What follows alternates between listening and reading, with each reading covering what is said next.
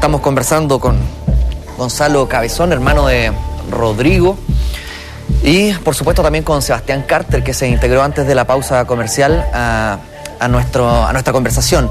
Seba, antes de irnos precisamente a la pausa, te dejé extendida una pregunta. ¿Crees tú, luego de tu investigación de 6 meses, que hay un único culpable, y si ese único culpable es la facha? Yo creo que, tal como lo dijo el juez Mera, hasta el momento los causantes del accidente fueron los pilotos y la meteorología. Creo yo que se le olvidó decir y la institución. Yo creo que aquí es una sumatoria con distintos grados de responsabilidad. Los pilotos tienen la responsabilidad, lamentablemente, por ser partícipes de la ejecución en sí, la ejecución directa. La meteorología, ya obviamente lo que comentamos antes. Y toda esta suma de errores, creo yo que sí la Fuerza Aérea tiene que hacerse responsable. Lamentablemente, y en base a mi opinión, y quizás me voy a ir un poquitito al tema, pero creo yo que no corresponde cuando el comandante en jefe de la Fuerza Aérea, el general Rojas, en muchas declaraciones públicas, él dijo de que él prefería mantenerse al margen del tema, principalmente por un tema ético, un tema de moral. Creo yo que cuando una persona sabe lo que está pasando en su institución, o el capitán del barco sabe que sus tripulantes no están funcionando como corresponde, creo que la persona, si uno quiere ser un líder, debe predicar con el ejemplo. Creo yo que el comandante en jefe de la Fuerza Aérea debería haber renunciado al momento que ocurrió el accidente y quizás posterior a este, una vez que prestó toda la ayuda necesaria para que se supiera la verdad. Yo no concuerdo con el hecho de esconderse frente a tecnicismos, frente a manejos de la información. Creo yo que no corresponde y no hace gala de un puesto que de alguna forma es el jefe, en este caso una institución, que de alguna forma está para mantener el orden, la defensa del país, en millones de otras funciones. Sebastián, antes de entrar de lleno a ese tema en específico, me gustaría, señor director, que revisemos las imágenes que tú trajiste y nos expliques de qué se tratan, porque también veo muchos documentos que tienen ahí que me interesa analizar. Por favor, señor director. Mira, esos son los estanques de combustible, la foto de los medidores de estanque de combustible. ¿Por qué es la importancia de todo esto? Estamos viendo, ese es uno de los medidores, tiene 2 motores, el derecho y el izquierdo. La justicia determinó, mejor la siguiente imagen porque ahí vamos a tener más claro lo que quiero decir. Están los 2 medidores de combustible y esto se lo explico de la siguiente forma. Cuando ese es el medidor, si vemos, está la flecha que determina cuánto fue el combustible que quedó al momento del impacto. Recordemos que cualquiera de este tipo de instrumentos, al recibir un impacto fuerte, se detiene inmediatamente la flecha, ya sea en el velocímetro, en el tacómetro, lo que sea. Al momento del impacto, el estanque de combustible se detuvo justamente donde tú ves la flecha. Pues la Fuerza Aérea, en la imagen siguiente, podemos ver que la Fuerza Aérea determinó que el combustible, efectivamente, donde tú ves ese 5, efectivamente ahí estaba el golpe de la aguja en donde habría sido efectivamente la cantidad de combustible que les quedaba. ¿Por qué es importante esto? Porque la gran diferencia donde vemos nosotros esa aguja y lo que establece la Fuerza Aérea es más del doble. Con ese combustible que vemos, la Fuerza Aérea no alcanza, el CASA no alcanza a devolverse al continente. Con el combustible que dice la Fuerza Aérea, alcanza a devolverse al continente. Entonces, esta teoría... Disculpa, para entenderte mejor, lo que tenemos ahí en esa imagen, que es... ahí está, mira. Esto es real del caso 212. Sí, es la foto del medidor de combustible. Y que no coincide con lo que dice la facha en su entrega, en su informe. ¿Por qué? Porque justamente debajo del 5, no sé si ahí ustedes lo ven, bajo el 5 hay una marquita, ¿sí?, gris. Ahí es donde microscópicamente la Fuerza Aérea dice que golpeó la aguja al momento del accidente. Entonces, si nos vamos a la imagen anterior, vamos a poder ver que la diferencia en donde está la aguja y donde está esa marca es mucho, es más del doble. La marca está debajo del 5.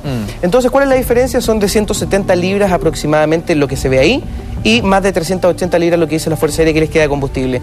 ¿Por qué es importante? Porque el mismo abogado de la Fuerza Aérea decía que con el combustible que les quedaba, el CASA alcanzaba a devolverse al continente y sobrevolar Santiago por muchos minutos.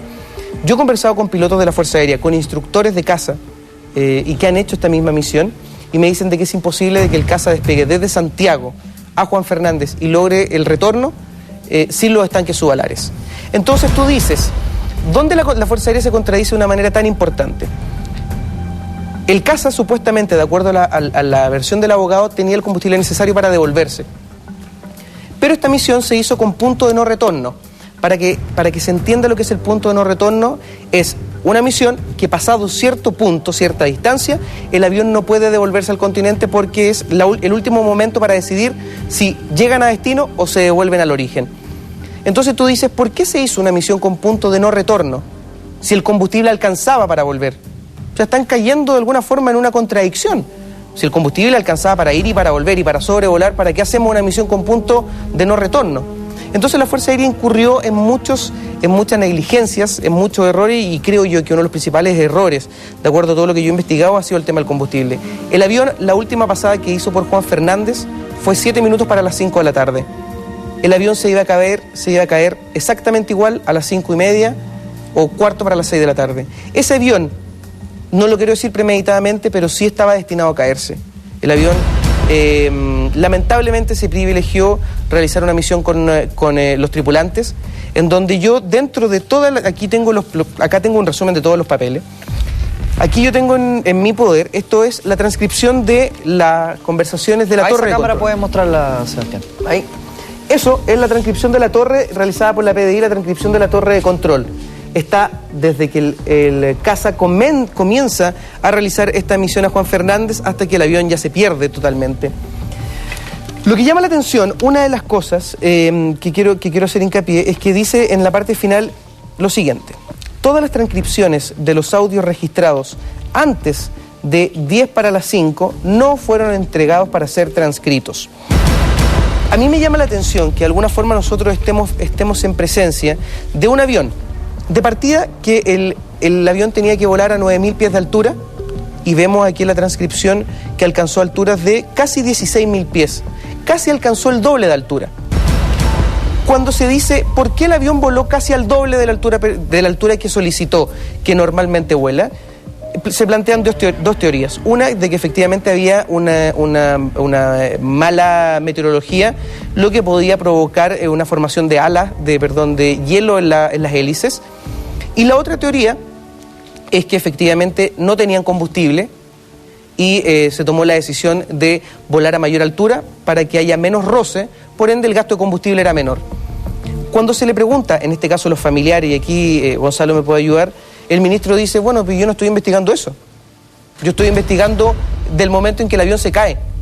Entonces, mi gran paréntesis es, estamos en presencia, y yo no quiero cuestionar aquí, ser bien claro, al ministro Mera. Pero yo tengo mis dudas tomando en cuenta que el ministro Mera fue quien también encabezó la investigación del caso Inverlink y que no encontró a ningún culpable, y la Corte Suprema decide revocar la decisión del ministro Mera y efectivamente aparecen los culpables que todo Chile conoce. Ese ministro, el ministro Mera, fue quien está a cargo también de este caso. A mí por lo menos no me calza. Gonzalo, ¿tú o tu familia tuvieron conversaciones con el ministro Mera? No, ninguna. ¿Qué opinión te merece el trabajo que él ha realizado?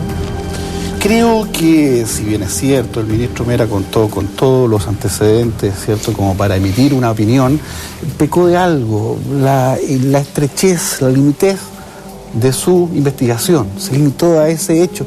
A mí me preguntaron, él dijo, ¿cierto?, mi investigación se basó en establecer las causas por las cuales se caía el avión. Pero en ningún momento veo el ámbito en el que estaba inserto esto. El cuándo, cómo, dónde y por qué. El contexto. Correcto. El cuándo, ¿cierto? Obviamente la fecha está clarísima. El dónde está clarísimo. El por qué el avión estaba ahí. ¿Quién lo puso ahí? O sea, para entenderte bien, Gonzalo, ¿nadie de tu familia ha tenido una reunión o ha sido entrevistado por el ministro Mera? No. ¿No debiese ser así? Desde la ignorancia. No. O sea, yo creo que cualquier persona con dos dedos de frente sabe que, tal como lo ha dicho Gonzalo en varias analogías, sería muy feo que tú presentes un caso y que yo, por ejemplo, te chocara a ti, y yo mismo me hiciera la alcoholemia, yo mismo me hiciera las pericias, yo mismo hiciera todo, yo mismo me pusiera el parte y la sanción. Eso es muy feo y es poco transparente. Algo que le apuntar. Estamos diciendo que está mal, pero eso pasó. Fíjate que, a ver, los peritos que aquí, que es Airbus Militari, son clientes de la FACH. Y ellos hicieron una excelente pericia y que nunca había visto una tan buena como la que calificó el ministro Mera. La Universidad de Madrid, la Politécnica de Madrid, ¿cierto? En alguna página web por ahí, ¿cierto? Sale un estrecho vínculo con Airbus Militari, que es en donde se hizo el estudio de túnel de viento. Airbus financia y esta universidad le entrega a profesionales a Airbus. ¿Ya? Hay otro peritaje que se hizo en España, ¿no? Sí, no, se hizo una especie, claro, ¿qué es lo que tú claro, a ver, lo que se hizo, Airbus dijo, yo me ofrezco a hacer la investigación gentilmente, ¿cierto? Para que nadie no se... ¿ya? Y se le encargó, y seguramente es lo otro a lo que te refieres, se le encargó a la Universidad Politécnica de Madrid, si no me equivoco. Sí, no recuerdo el nombre. ¿Ya? Y todo este estudio de túnel de viento y todo eso. Pero resulta que, insisto, hay una relación. Pero lamentablemente estamos en un país, disculpe, súper cortito, estamos en un país en donde el leitmotiv es, ¿para qué vamos a hacer las cosas bien si las podemos hacer mal? O sea, ¿por qué gastar recursos, tiempo? Hasta el día de hoy el ex ministro Alamán sigue diciendo que los familiares hablan desde el dolor. Yo, gracias a Dios, no tengo ningún sentimiento que sea partícipe de ese accidente, pero yo no hablo desde el dolor, yo hablo desde la razón, en donde de alguna forma lo único que se está pidiendo hoy en día es que se reabra el caso y que por favor se investigue dónde se tiene que investigar. Pero que acá se está investigando una investigación objetiva. ¿Ya? O sea, no es posible que, por ejemplo, una de las cosas que conversamos en comerciales, bastó con que saliera el video del hermano de Gonzalo, de Rodrigo, días antes o 1 o 2 semanas después, del accidente, para que la Fuerza Aérea o para que los medios de comunicación dijeran, ah, perfecto, el piloto era Juan Pablo Mayea. Y uno dice, o sea, empezaron recién las conjeturas, y la Fuerza Aérea dice, pero ojo, no nos detengamos en esto porque este avión es Vimo, o sea, se puede manejar por ambos lados, así que no descartemos que la Teniente Fernández pudiese estar maniobrando el avión al momento del accidente. Entonces uno dice, independiente de quién estaba o no volando, uno dice, ¿por qué la Fuerza Aérea omite o demora en entregar información? Porque es poco transparente. Yo este documento que te mostré en comerciales, la Fuerza Aérea se demoró 2 semanas, Sebastián, 3 semanas. ¿no puedes mostrar a esa cámara y explicar bien qué es lo que tiene ese documento? No sé si se va a ver muy bien, pero mira, este documento que está acá, esta es la orden de vuelo de la misión de... Aquí lo que está destacado es la orden de vuelo de la misión de Juan Fernández. Vemos que aquí dice Casa, al lado Centauro, que Centauro es el nombre que se le dio al Casa, y ahí dice piloto, Mamut, que era el nombre de combate de Juan Pablo Mayea, y al lado Furtiva, que es Carolina Fernández. Esto es la orden de vuelo del Casa del 2 de septiembre, que fue cuando ocurrió el accidente. Yo me demoré un día en tener esta orden, y la Fuerza Aérea se demoró muchos días en reconocer públicamente quién iba piloteando el avión. Aquí yo no quiero... En base a ese documento, ¿quién iba piloteando claramente? Juan Pablo Mayea. Ya. Aquí yo no quiero, y quiero hacer hincapié, permiso, voy a quitar esto, yo no quiero hacer hincapié en de quién es la culpa y quién iba piloteando, porque aquí hay alguna forma de responsabilidad compartidas por todos lados. Pero ¿por qué la Fuerza Aérea dice eso?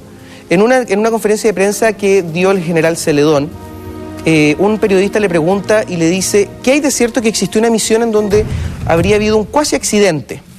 Se le pregunta de esta forma, y el general Celedón dice que esa misión nunca existió, de que nunca habían volado juntos y que nunca había pasado nada. Y aquí, nuevamente, aquí lo estoy mostrando en la cámara, esta es justamente otra orden de vuelo que data del 30 de junio de ese año, en donde efectivamente aquí es el primero, esa dice efectivamente que el piloto era Juan Pablo Mayea en este caso, y Carolina Fernández también, con destino a Juan Fernández. Entonces tú dices, ¿por qué la Fuerza Aérea de partida no fue transparente a la hora de la información? ¿Por qué también negó esta misión? Entonces uno como familiar y una persona, en este caso los abogados, o yo como que estoy investigando el caso, uno dice, ¿por qué la Fuerza Aérea ha puesto tantas trabas para conocer la verdad? Dio de baja o despidió a un general que bajo a mi criterio no tenía ninguna responsabilidad. No es posible que el comandante en jefe hasta el día de hoy se haya mantenido al margen del tema, y en el sumario interno que se hizo a la Fuerza Aérea, una de los puntos del sumario se establecía de que un general, en este caso el general Ili, tenía que ser sancionado porque él era el general que estaba a cargo del comando de combate. El comando de combate, para que entiendan, es el grupo que maneja todas las operaciones de la Fuerza Aérea. Él, por un tema administrativo, de alguna forma tenía una responsabilidad interna en este sumario, se le iba a aplicar la sanción, pero no se le pudo aplicar. ¿Por qué? Porque mágicamente este general se fue a retiro. No fue dado de baja, sino que se fue a retiro. Entonces se estableció internamente que como el general que se le iba a aplicar la sanción estaba fuera de la institución, no se le aplica la sanción. Perdón, señor. ¿Pero qué pasó mágicamente? Que ahora ese general está recontratado por la Fuerza Aérea, trabajando para el comandante en jefe, sin ninguna sanción. Entonces tú dices, ¿por qué la Fuerza Aérea o por qué se manejan las cosas de esta forma? Si estamos en un ámbito de que se sepa la verdad, tal como te lo dije en un comienzo, ¿para qué hacer las cosas bien si se pueden hacer mal y funcionan? Entonces hoy la justicia lamentablemente no es tal. Hoy en la justicia quien gana no es quien puede demostrar la verdad, sino quien la puede manejar mejor.